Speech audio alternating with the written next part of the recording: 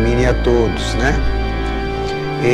O estudo Obreiros da Vida Eterna tem sido assim de valiosa contribuição, pelo menos para mim, né? Porque a gente tem tanto tabu, né, para falar a respeito da desencarnação, que muitas vezes assuntos importantíssimos como os que nós estamos tratando, a gente não se atém neles, né? Como nós vimos nas lições anteriores, muita coisa aconteceu desde a desencarnação de Dimas, né? Desde que Dimas desencarnou, a gente viu problemas nos velórios, né? Com amigos invigilantes, com conversas invigilantes, conversas irresponsáveis, piadinhas que acabaram atraindo espíritos desencarnados em condições inferiores. Nós vimos a esposa e os filhos despreparados, invocando a presença do recém-desencarnado. No enterro nós vimos a verdadeira estrutura dos cemitérios, né, e a condição dos seus moradores e dos seus trabalhadores também. E foi ensinado a todos nós aquilo que chamamos de sofrimento atroz, de sofrimento grande, né, dentro da desencarnação, pode ser medidas, né, para evitar que almas viciadas, espíritos assim, com mau hábitos, caiam na mão de espíritos escravizadores de almas despreparadas.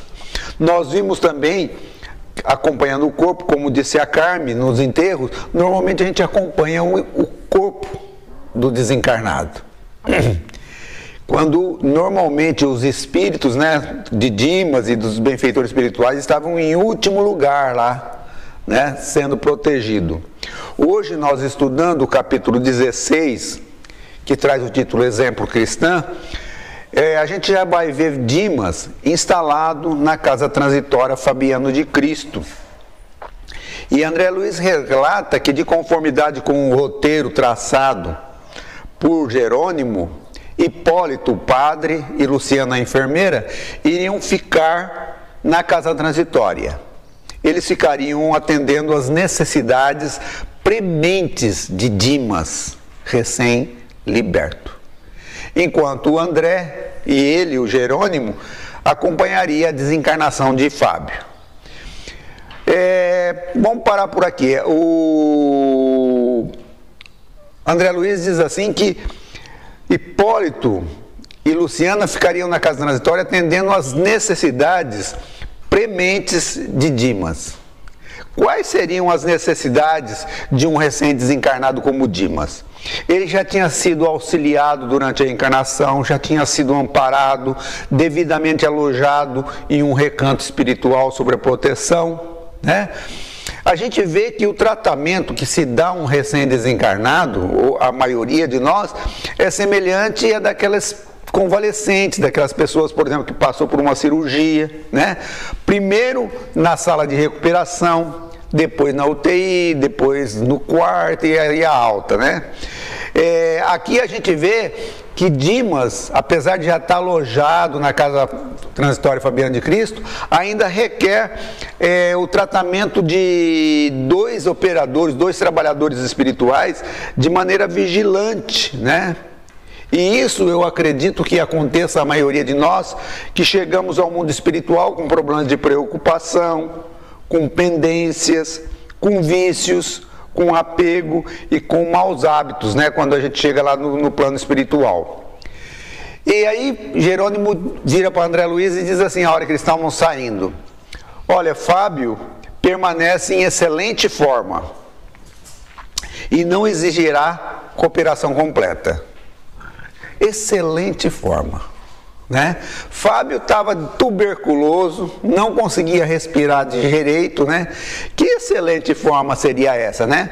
Mas na sequência ele diz assim, que essa forma que Fábio estava era que ele se preparou para o acontecimento, ou seja, a doença, a tuberculose, sendo longa, né?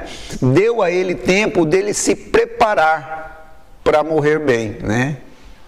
Ele preparou, e ele não preparou somente a ele, deu tempo dele também conversar com os seus familiares e prepararem a todos eles, né, dentro desse tempo, a tal ponto que Jerônimo disse que todo mundo, normalmente todos os parentes das pessoas que desencarnam, dão trabalho na hora do velório, mas que os parentes de Dimas seriam úteis, né? Observando, de Fábio, né?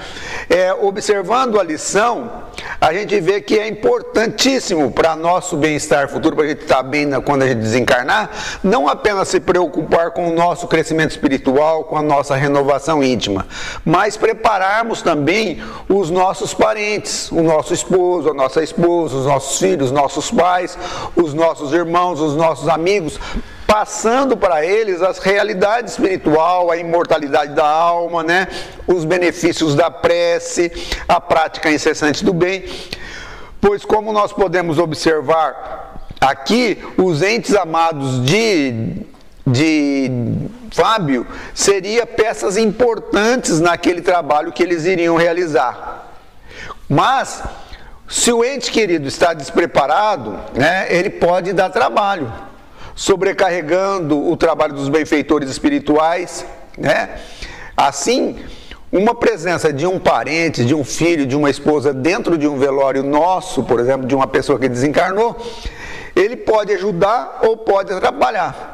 E quando devidamente preparado, orientado, eles também se recuperam mais rápido e passam a assumir a vida, os compromissos, né, de uma maneira mais rápida, para que a vida prossiga de maneira normal, produtiva. E isso vai fazer com que eles tomem essa atitude, e essa serenidade, essa calma, faz bem para o espírito que desencarnou, que tem que se desvencilhar das pessoas que ficam na crosta terrestre. Fica mais fácil dele prosseguir a sua jornada. André continua dizendo, né, ele fala que Jerônimo falava com sólida razão. Por que ele estava falando com sólida razão? Ele diz assim que, em verdade, Dimas, o espírito lá, o Dimas que estava com ele, estava em lastimável abatimento. E continua comentando que, apesar da fé que aquecia o espírito de Dimas, as saudades do lar infundia-lhe inexprimível angústia. E aí André conta que, às vezes, né, eles estavam conversando com o Dimas estava conversando de maneira serena, né, e ao acabar aquela conversa, ele surtava, né, ele tinha um surto e punha-se a gemer de maneira muito dolorida, chamando a esposa, chamava os filhos, que nesses momentos desses surtos,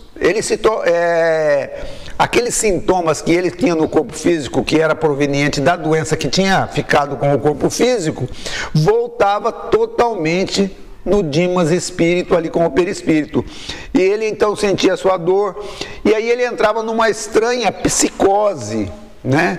E começava a gritar, e aí ele queria se levantar, queria se desvencilhar da ajuda dos benfeitores espirituais, queria fugir, andar sem rumo certo, gritava, gesticulava, afligia-se como se fosse um sonâmbulo inconsciente.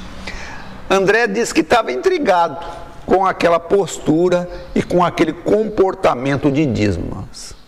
E relata que ele não teve como disfarçar a surpresa que assaltou, né, o seu espírito, aquela ocorrência. E diz assim, por exemplo, se ele estivesse falando de uma criatura que tivesse alheia dos serviços de espiritualidade superior, seria compreensível aquele estado de coisa que está acontecendo com Dimas.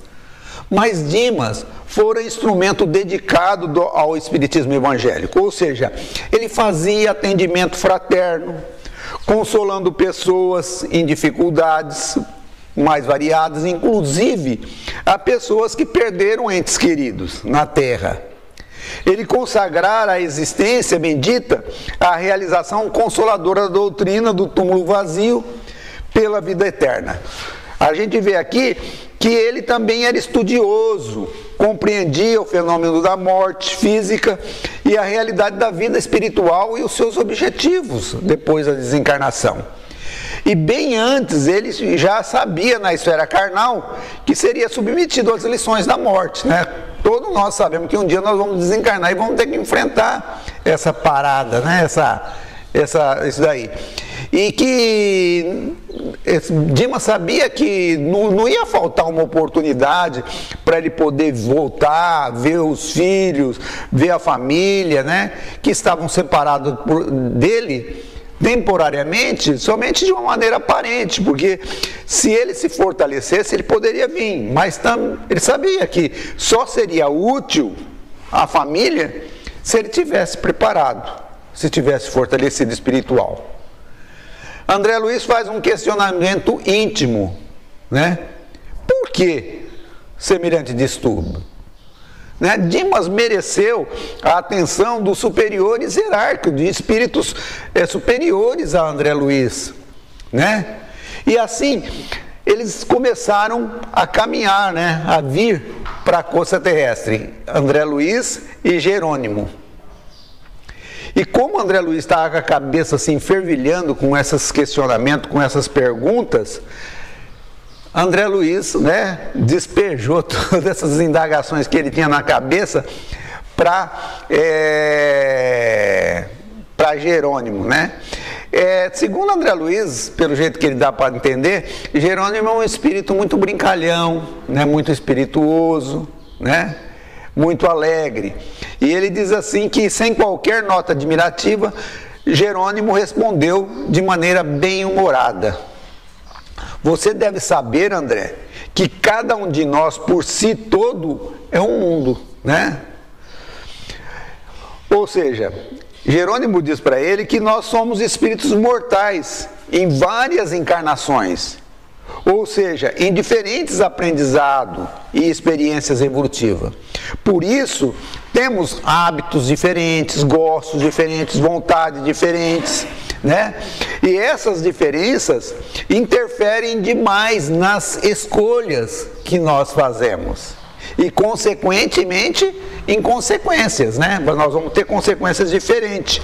Jerônimo continua esclarecendo a André Luiz que o esclarecimento e a consolação são dádivas do céu, ou seja, as informações, os esclarecimentos que a gente recebe, eles provêm do alto, através dos espíritos benfeitores, mas que a convicção, né, constitui obra de cada um de nós, do esforço de cada um de nós.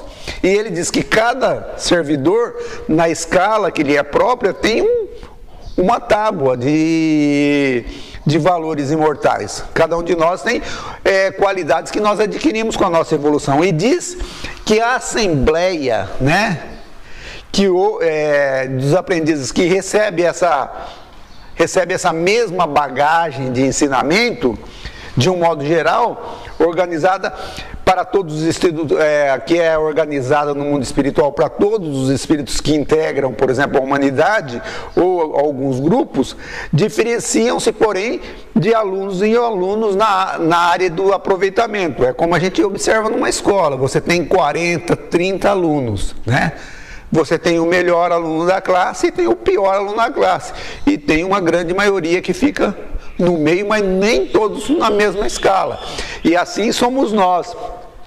O mérito, né? Ter mérito das coisas não é patrimônio comum a todos, né? Embora seja o objetivo que todos nós estejamos procurando através do nosso aprimoramento, através da nossa evolução. Para entender a explicação de Jerônimo, nós devemos pensar que todos nós recebemos a doutrina espírita ou de outras religiões e outras filosofias das quais nós temos conhecimento. Nós recebemos os mesmos livros, as mesmas orientações e possibilidades de esclarecimento, ou seja, palestra, estudo, seminário, curso. Porém, o aproveitamento depende do comprometimento, né, com as reformas necessárias e que são individuais a cada um.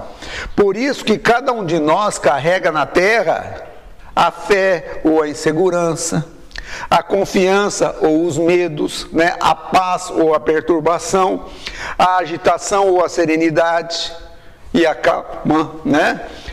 E Jerônimo então continua explicando que Dimas havia sido um destacado discípulo do Evangelho, principalmente no setor da assistência, né, às pessoas necessitadas e a difusão da doutrina.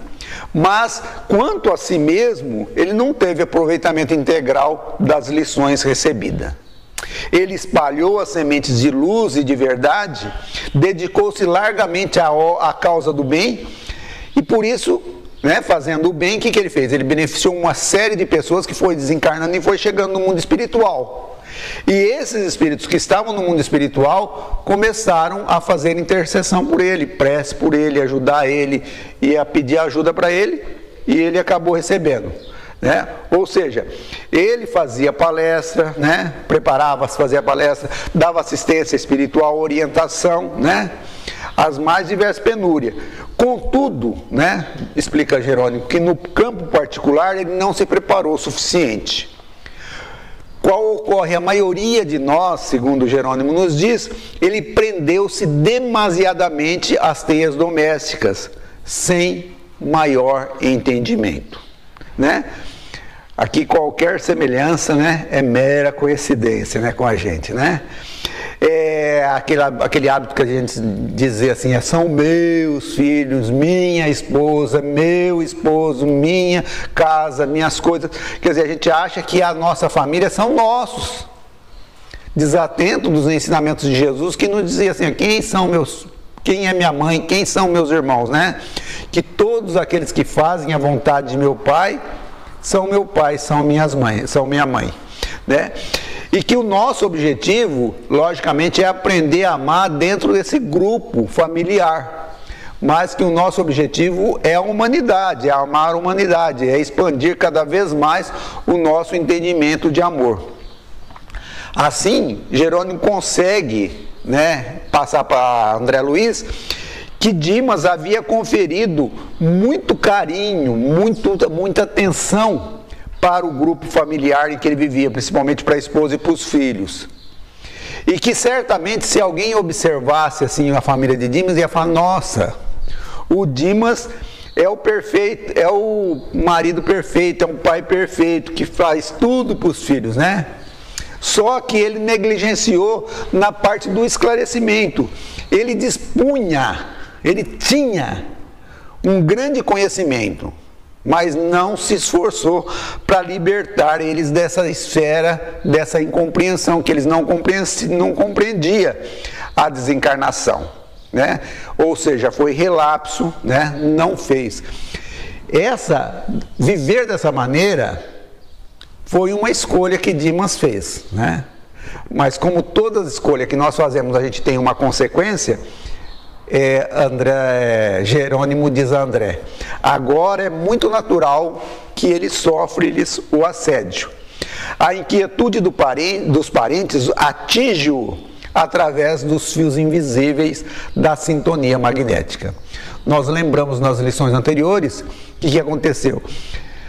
Dimas, preocupado em deixar a família numa condição de penúria material.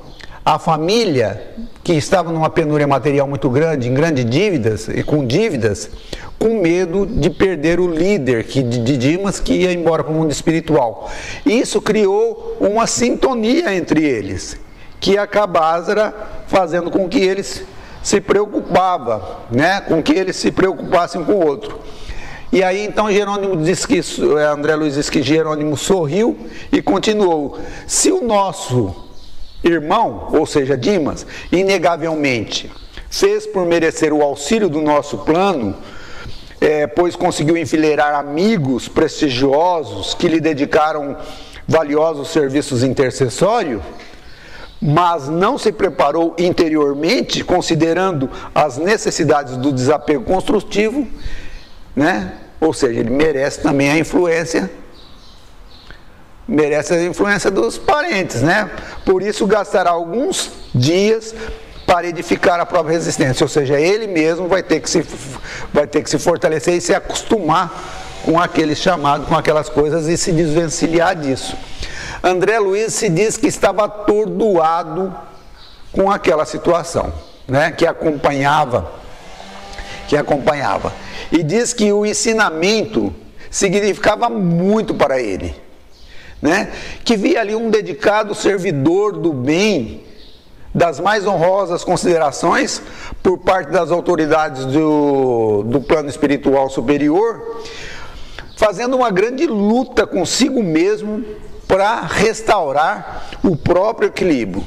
E conclui que mais uma vez ele percebeu que o amor que a gente vive na Terra, que a gente dedica um para o outro, pode improvisar recursos infinitos de assistência e de carinho, acordando faculdades superiores dos espíritos, mas que a lei divina, né, é sempre a mesma para todas. Ou seja, a gente precisa se equilibrar.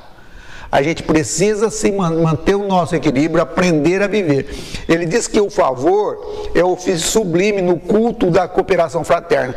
A gente realmente fazer o favor um para o outro, mas que cada homem, né, vai se elevar até o céu ou descerá até o inferno transitório em obediência às disposições mentais, né, de acordo com o mundo mental em que cada um se prende. Ou seja, é importantíssimo que a criatura saber equilibrar-se intimamente, para poder saber filtrar os pensamentos que nós produzimos, sejam eles provenientes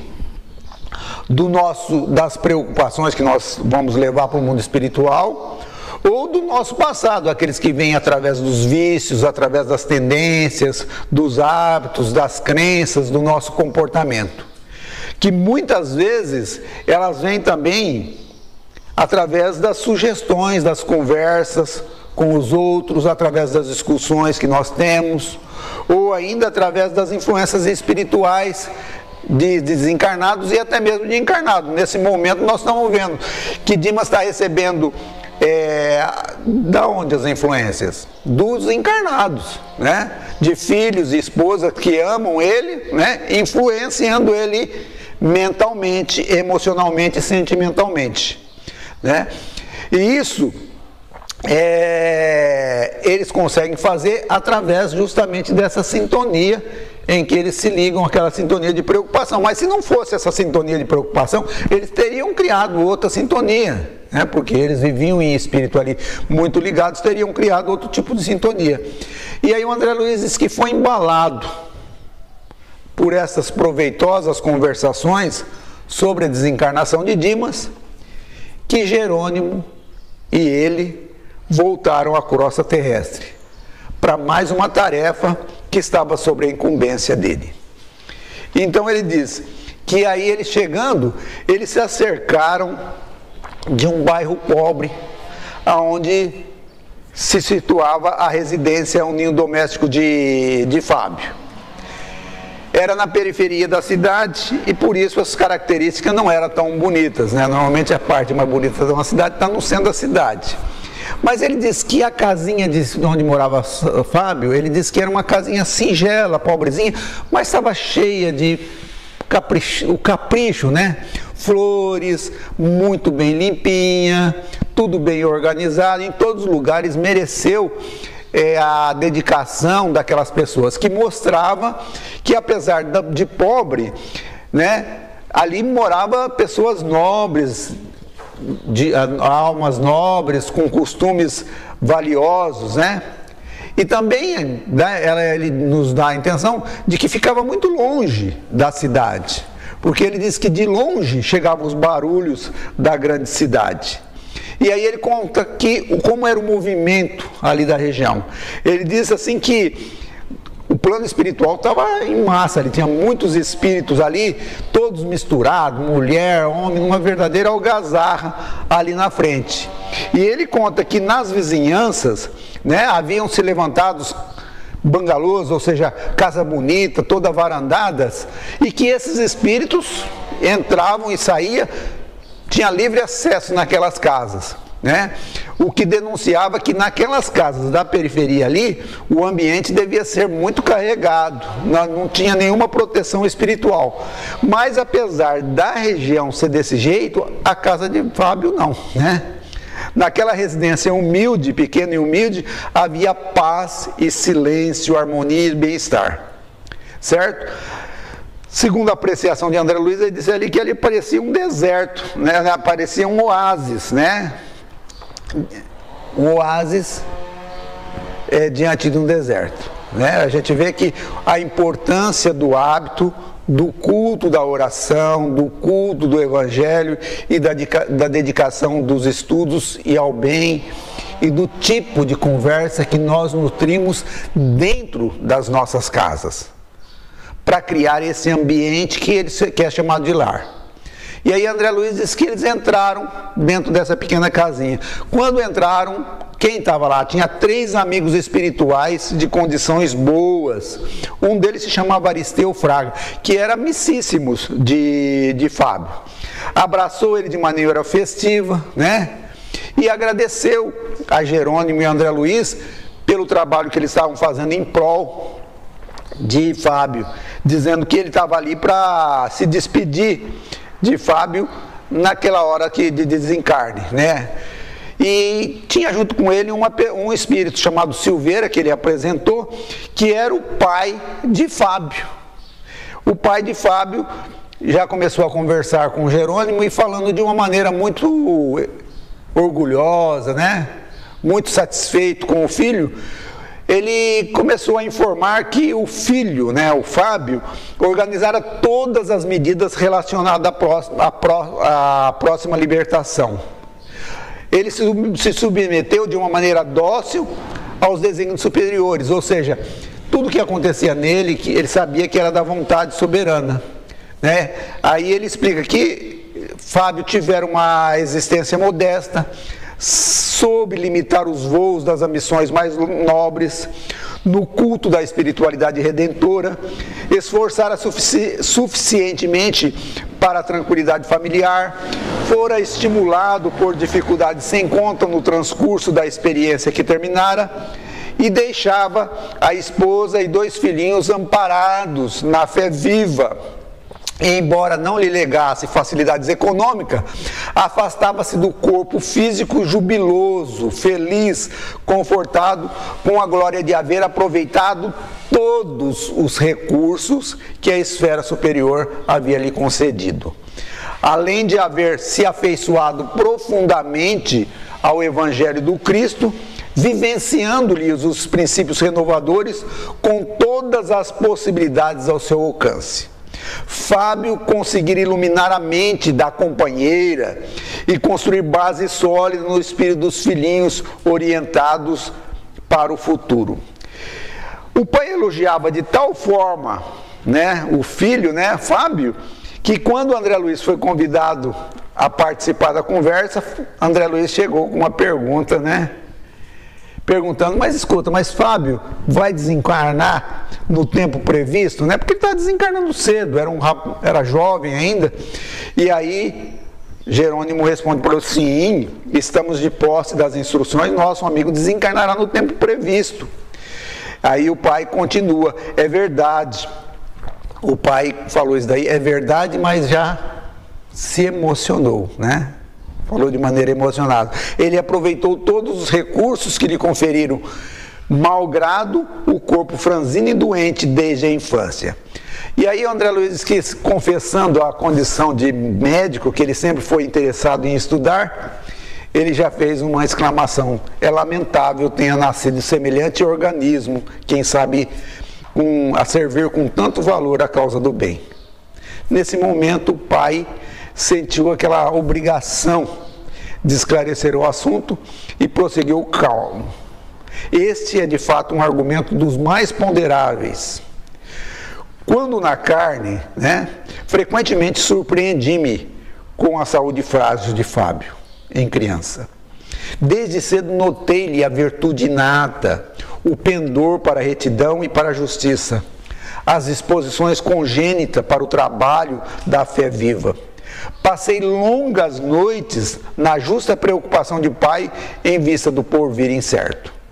Como poderia nascer alma tão sensível e formosa como a dele em vaso tão imperfeito? Aos 12 anos foi atacado de pneumonia dupla, que quase arrebatou do nosso convívio. O clínico amigo convidou minha atenção para a debilidade do rapazinho, mas éramos pobres demais, né, para fazer o tratamento adequado a ele numa instância de repouso. Aos 14 anos, terminado o curso das letras primárias, conduzi ao serviço pela exigência imperiosa do ganha-pão. Sabia como pai que Fábio desejava continuar estudando para o aprimoramento das faculdades intelectuais em face dos pendores para o desenho e para a literatura, porque não poucas vezes surpreendi-o namorando o educandário vizinho da nossa casa, ralado de inveja ao reparar os colegiais em bandos festivos. Nossa condição de vida, no entanto, nos reclamava esforço ingente. Meu filho, atirado à luta desde muito cedo, não encontrou ensejo para a construção artística que idealizara. Segregando-se em oficina mecânica, em ambiente pesado demais para sua condição física, ele não tolerou por muito tempo, contraindo com facilidade a tuberculose pulmonar. Então André Luiz lhe pergunta, mas chegou a saber a causa determinante da posição física de Fábio ao regressar ao mundo espiritual, né? E aí o pai responde, isso representou um dos primeiros problemas que procurei elucidar. Passado algum tempo, fui devidamente esclarecido. Meu filho e eu fomos destacado fazendeiro na antiga nobreza rural fluminense. Nesta época, não muito recuada, Fábio, noutro nome, noutra forma, era igualmente meu filho. Eduquei-o com desvelado carinho e por mais de uma vez enviei-o à Europa ansioso por elevar-lhe o padrão intelectual e cioso da nossa superioridade financeira. Ambos, porém, cometemos erros graves, mormente no trato direto com os descendentes africanos, escravos. Meu filho era sensível e generoso, mas excessivamente austero para com os servidores das tarefas mais duras. Congregava-os na senzala com severidade rigorosa e perdemos grande número de cooperadores em virtude do ar viciado pela construção deficiente que Fábio conservou inalterável, simplesmente por manter o ponto de vista. Nesse ponto, André percebe que os olhos do pai, né, brilharam de maneira intensa. Ele pareceu passar mal, né? Não estava muito bem, as recordações do passado fez com ele a mesma coisa que fez com o Dimas lá. Você lembra? O Dimas lá passava mal. Ele não entrou, ele tinha equilíbrio suficiente para não surtar, mas ele virou-se para todos e disse assim, ó, o romance é longo e peço permissão para interrompê-lo. André disse que sentiu remorso, né, por haver provocado dificuldade. Mas Jerônimo, com seu jeito extrovertido, brincalhão, disse assim, ó, não pensemos mais nisso, não me conformo com ficar desenterrando cadáver. Todos sorriram, né, e André Luiz disse que enquanto a alegria tornava o ambiente, meu orientador acentuou, prestemos ao enfermo a assistência possível. Nesta noite, afastá-lo-emos definitivamente do corpo físico. Levantamos e penetramos no quarto, né? Nesse estudo, nós percebemos a importância da preparação do espírito para a vida, né? Jesus nos alertou que devíamos andar enquanto nós tivéssemos luz, né? Ou seja, enquanto a gente tem tempo. Fazer as coisas para cumprir com as nossas obrigações, enquanto a vida nos favorece com a oportunidade de realizá-las. Na desencarnação de Dimas e de Fábio, elas nos mostrará a importância de orientar aqueles que estão ao nosso lado na existência, dando-lhes os exemplos e a orientação sobre a vida do espírito, sua evolução e seu objetivo. Se Dimas, amou a família, trabalhou no bem e divulgou o evangelho, nós vamos ver em Fábio um espírito amoroso, consciente da imortalidade e também era consciente das responsabilidades de deixar este legado aos filhos e à esposa que não conseguiriam acompanhá-lo agora por causa da desencarnação. E que essa consciência do grupo familiar proporcionou a ele, segundo André Luiz nos diz, né, um oásis, nos dizeres de André, e esse oásis era responsável pela presença de espíritos benevolentes que mantinham protegidos, que mantinham eles inspirados, facilitando a vida e as suas atividades na jornada terrena. A semana que vem, a Janete prossegue com os nossos estudos. Que Jesus nos abençoe a todos e refletamos durante essa semana sobre esse assunto e estudemos a próxima lição.